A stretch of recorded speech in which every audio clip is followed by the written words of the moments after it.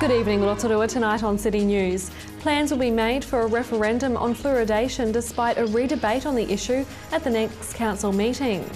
Wingspan is treating the karearea, affectionately known as Maureen, who is suffering from a major infection. And Linton Community Centre hopes to give away 50 reconditioned bicycles. In what's been described as a close vote, the council yesterday decided to hold a referendum to determine residents' views on whether the district's water supplies should be fluoridated.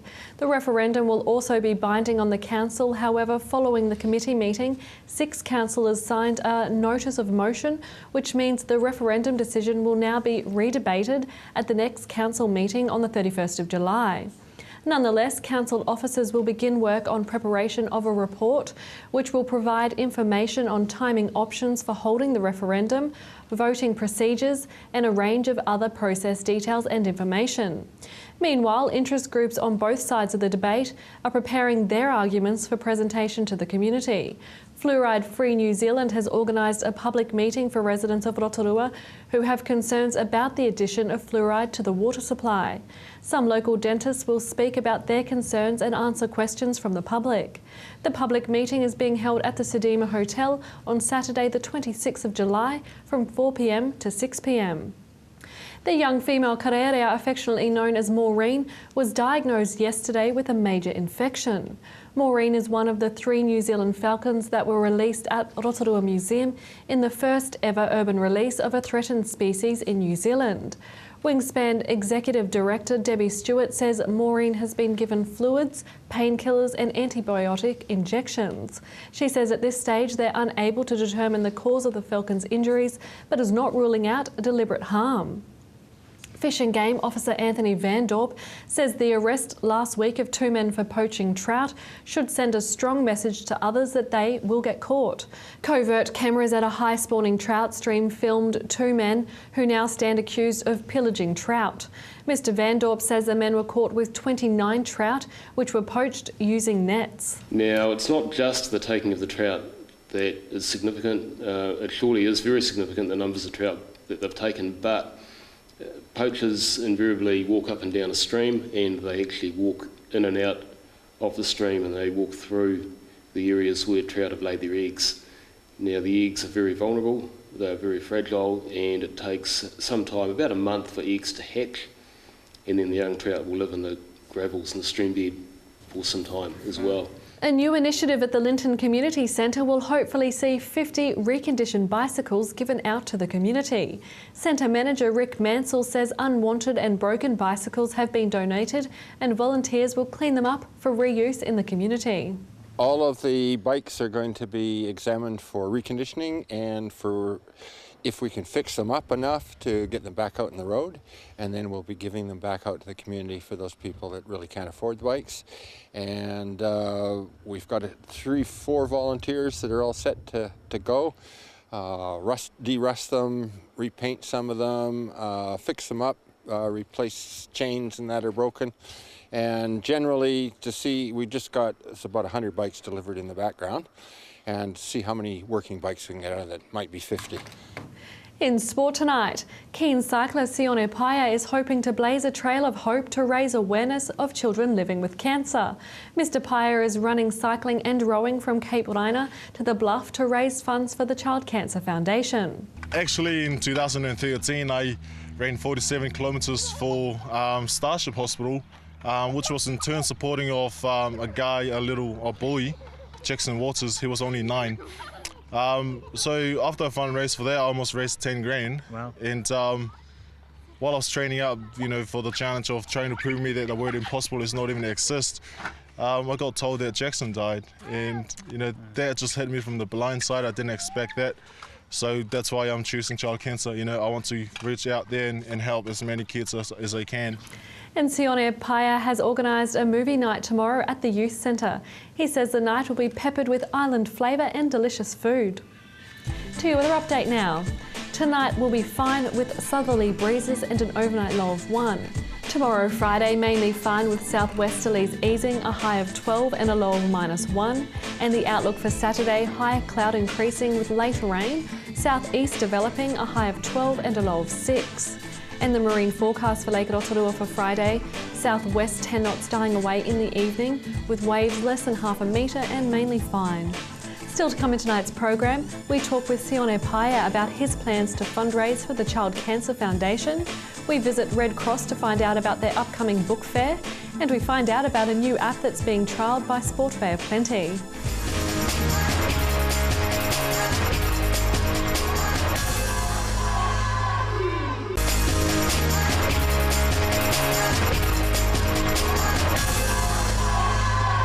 Well, unfortunately here in New Zealand, 3 children are diagnosed with cancer every week. Now, I don't know about you, but that's horrific numbers, and seems pretty tough for these young people, but there is a young man here from Tonga who lives here in Rotorua that is going to be doing something about it with an amazing fundraiser. And Sione Paya, thanks for joining us today, Sione. Now, pretty admirable what you're doing, really, you know, travelling the country and raising money for cancer. So tell us and our folks at home what you're up to. Well, I'm actually planning to run, cycle and row the length of New Zealand in November. Well, it is a big challenge by the look of it. It is out of my comfort zone for sure, but I've been training up for about a year and a bit now, so yeah, all fired up for it. So you've been training for a year. Obviously there's been lots of training and practicing and fundraising in that 1 year. So what have you been up to with regards to that? Definitely it has been a lot of sacrifice as well. Got boxing and then rugby for this. And regarding to training, I'm telling you, I've never been, suffer so much training like this. Train 8 to 10 hours a day. Wow. Imagine doing that for the past years. But yeah, it's fundraising. I've been doing movie nights. I've been running boot camp. That's where I'm looking at is fitness in the industry, and I'm soon to be a fitness professional. So yeah, I'm running boot camp. Might as well join in. Yeah. Have you had a good response from the Rotorua public?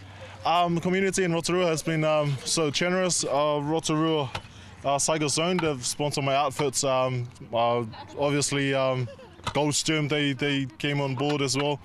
I got Sunset Primary School and the youth centre, and the community in general, they're just so generous, and they help me out a lot, and they're willing to come on board as well. Now you're still a couple of months away, obviously, from starting, but is there anything else that you need? Is there anything else that you need to, like, for bike shoes or anything like that? Yeah, definitely. I need about 15 pair of running shoes, 5 pairs of cycling shoes, and another bike to help this one out. And yeah, so other than that, probably some of the run outfits too, like sporting outfits. Yeah, that's pretty much all I'm looking for. Yeah. Are you going to be doing this on your own at the various different parts around New Zealand, or have you got people teamed up with you? Yeah, I'm actually doing it on my own, unless some people meet me on the road and want to cycle with me for a few Ks.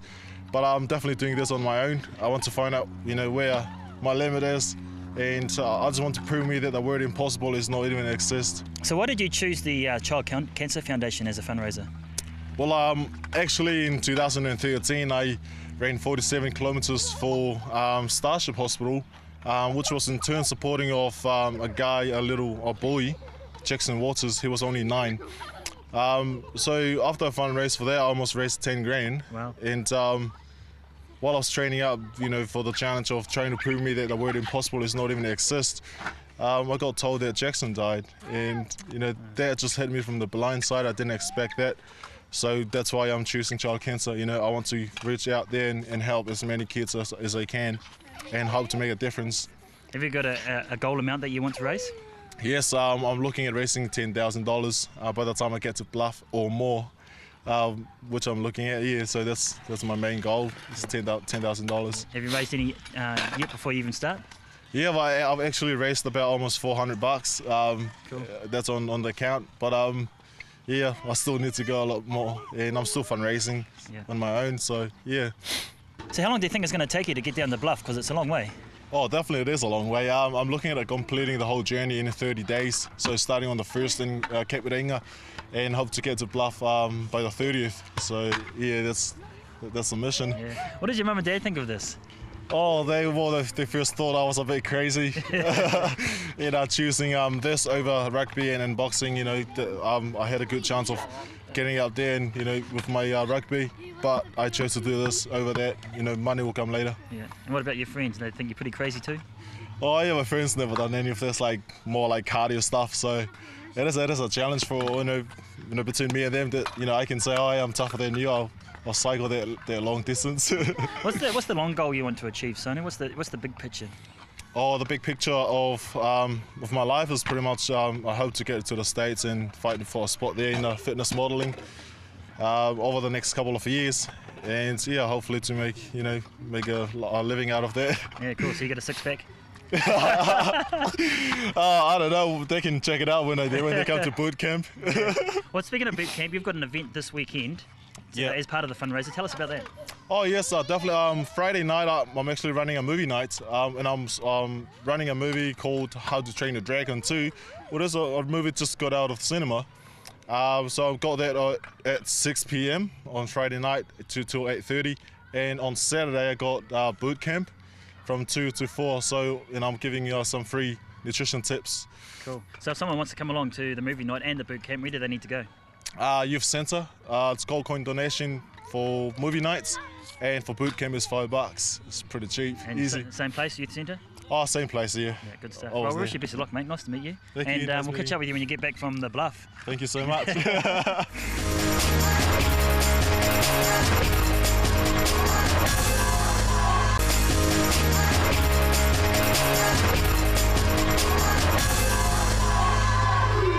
Well, kia ora, I'm at the Red Cross now, and I'm joined by Julie Forrest, who is the Service Centre Coordinator. Kia ora, Julie. Kia ora. So we are surrounded by books. What's happening with all of the books? Okay, well, luckily for us, we've had some amazing advertising from the Daily Post and from the radios, and asking for donation of books. They've been coming in boxes and boxes, so yeah, that's Great. fantastic. So we've got some sorters coming within the next few weeks to help us sort the books and get them into categories ready for our book fair. You've got a book fair coming Yeah. up. That's what it's all about. Yeah. So it's a fundraising initiative. It's fundraising purely, yes. Okay, so what kind of books have been coming in the doors? You name it, we've got it. Yeah, so we've got some books here that are over 100 years old. Wow. So that's and some of them are in very good condition. We've got anything. There's something for everybody. Yes. So some very old books, some very interesting looking books. This book here is significant to me. I grew up with that book. That's very hard to come across these days. I've seen books from Stephen King and some really other amazing authors, very well known authors.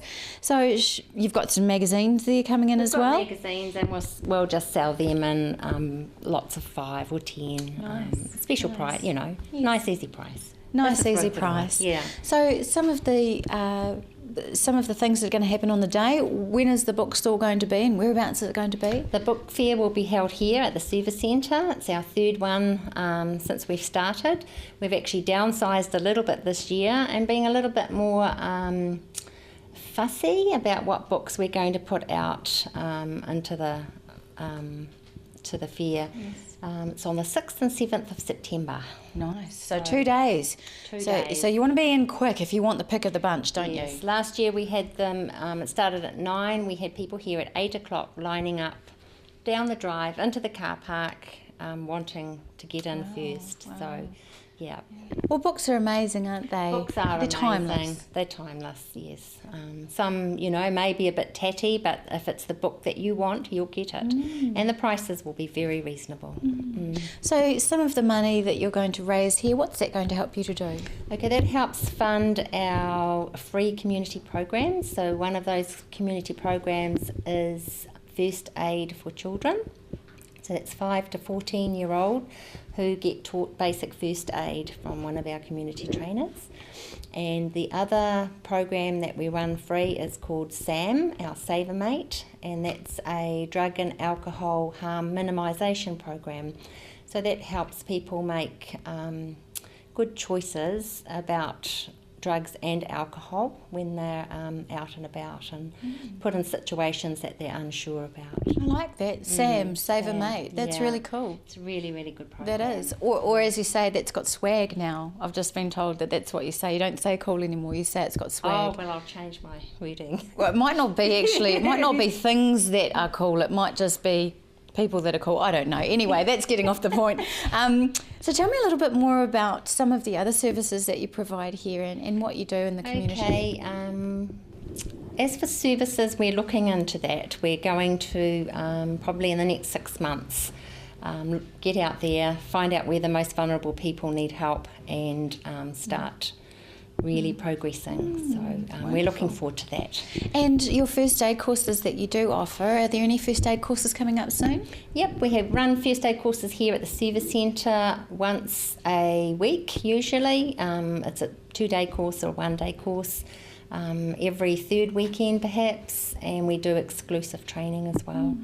So that's been a very good year the last year. What about volunteers? Surely you must always be looking for volunteers. Oh, our volunteers, yeah, people are amazing. They just turn up on the doorstep and say they'd like to do something. So whatever's happening at the time is what they actually get to do.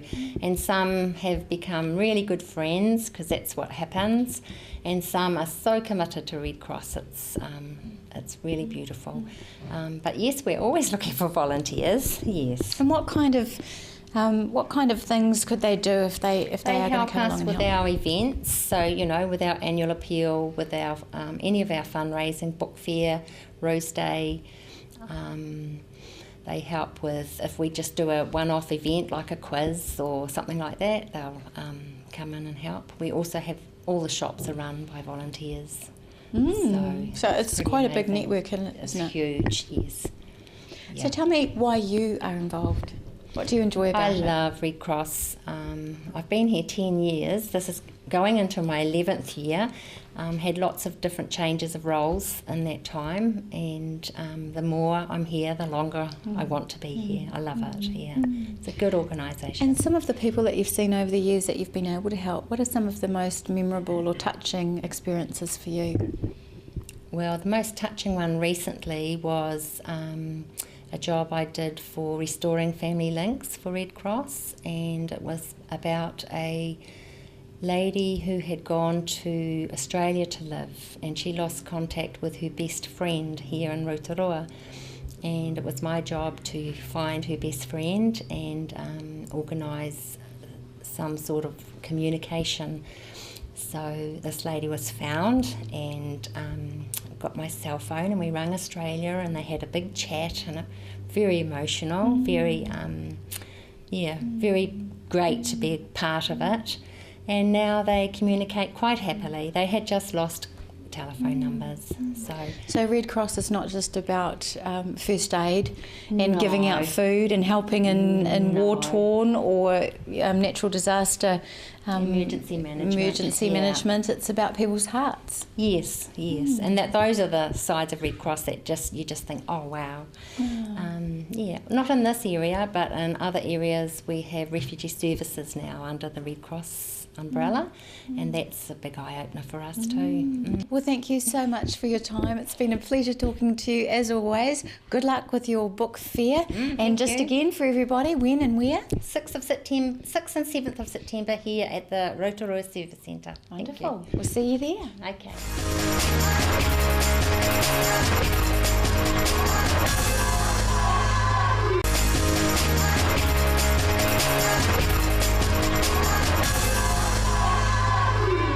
Well, we've got a great story for you today simply because I love orienteering, and it's all about this brand new challenge that's come to Rotorua, and it's all about orienteering, like I said. And with me today is Jen Riley. So Jen, I'm really excited about meeting you and talking about orienteering because I did it as a kid, did it in the Air Force, and it's one of those skills that I think most people need to have, especially when the zombie apocalypse comes. But tell us about Virtually On Track. So Virtually On Track is a project that aims to get people out and about, discovering, exploring and connecting with all the fantastic outdoor recreation opportunities that we have here in the Bay of Plenty that are basically on our backyard. So we're focusing on what we call 8 gem sites, and they're all around the Bay of Plenty, from Waihi Beach, Aikara Bay and Bowentown, all the way to Kawarau, Tarawera, Opotiki, Motu, and other gem sites in between. So that's encompassing the whole of Bay of Plenty, basically, isn't it? Pretty much, yeah, but we're focusing on 8 sort of specific gem sites in particular. And it's all based around orienteering. Tell us a little bit more about the actual initiative. Well, so basically with Virtually on Track, what we're trying to do is increase the profile, utilisation and sort of knowledge of these gem sites through technology.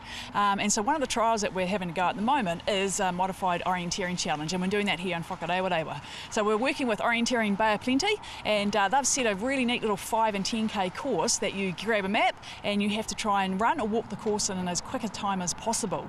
Now the technology that we've got involved is that you use Endomondo, which is a really free and easy app that you just download to your phone, and it tracks your activity, so it can tell you how far you've gone, where you've gone, and we can see that you've actually completed that 5 or 10k course and that you haven't cut any corners and you have actually followed a map. So it's all about map reading skills, which for some people is a bit of a challenge, especially these days with GPSs and Uncle Google and all those sorts of things. Exactly. So is this for anyone? Do you need any sort of experience with orienteering at all? No, that's a neat thing. We've made it really simple and easy, and all you have to do is download the app to your phone, get the map and go for it. And so it's for all ages and abilities, and it's been really neat over the school holidays because we've had quite a few families ring up to see if they can do it. And hey, that's what it's all about, exploring the forest with family and friends. I'm glad that you said it's all about having the family, getting the families out there. So have you had many sign up yet? So at the moment we've got about 20 people. Actually all up we're probably about 30. So there's around 15 in the 10k challenge, and there's just under 15 in the 5k challenge. So still plenty more people will hopefully give it a go, especially with this week because the weather's supposed to be really good. Yeah, and it's the last week of the school holidays. Have you managed to catch up with any of those people that have actually done the course? No, actually I haven't. I mean the one thing about this challenge that we're using technology, so it's all done online. So you just sign up to Endomondo, put in your name and your details, and then you go and do the course. So you don't actually, and I guess that's what we're trialling with Virtually on Track, is how can we get people out there using these great recreation areas without joining a club, so to speak. Yeah. So the cool thing about this is you do it in your own time, but you can at the same time compete against others. So it's almost like a time trial. It's like a running race, but it's free and you do it in your own time, and there's some prizes to be won at the end. Well, let's talk about those prizes because people are always motivated by prizes. So what are they? So basically if you're the fastest female or male in the 5 or 10k course, you're going to get a $100 sporting voucher, and then we've got a few other spot prizes that we'll just draw out a hat for the other participants. So it's worth giving it a go and exploring some of the great trails that are here in Whakarewarewa. Now if this takes off here in the Bay of Plenty, is it something that may go further out into the rest of the country? Yeah, we'd love to see Virtually on Track go sort of nationwide. So this is a bit of a pilot project, and it's been funded by Sport New Zealand as an active communities project, and we've also got support from Department of Conservation because they can see the benefits of getting more people out into these recreational areas. So he's hoping that if it's successful and we do get more people out using these fantastic areas, that it will go sort of nationwide. And once someone's gone online and registered, how do they find the app, or is all that information on the actual website? Yeah, so if you go to sportbayofplenty.co.nz and then search for Virtually on Track, we've got a challenge page there. All the details on how to sign up for the challenge and information about Virtually on Track can be found there. And you mentioned it was free, didn't you? Yeah, it is free, so get out there and give it a go. Yeah, no excuse. With these different tracks, can people bike the track as well? No, so for this challenge, it's walking only. So the trails that we've included are really just walking trails. So please don't get out there and get on your bike thinking that you're going to get a quicker time. So it's just walking at this stage. But we hope to, with Orienteering BOP, do some sort of mountain bike orienteering at a later stage. So awesome. yeah, watch the space. Yeah, awesome. Right, Jen, appreciate your time. Thank you. That was Sport Bay of Plenty's Jen Riley speaking with Alan Solomon. If you have any news or an event that TV Rotorua can support, you can call the station on 07 3488 984 or email news@tvrotorua.co.nz. Thanks for joining us tonight. Ko Maria.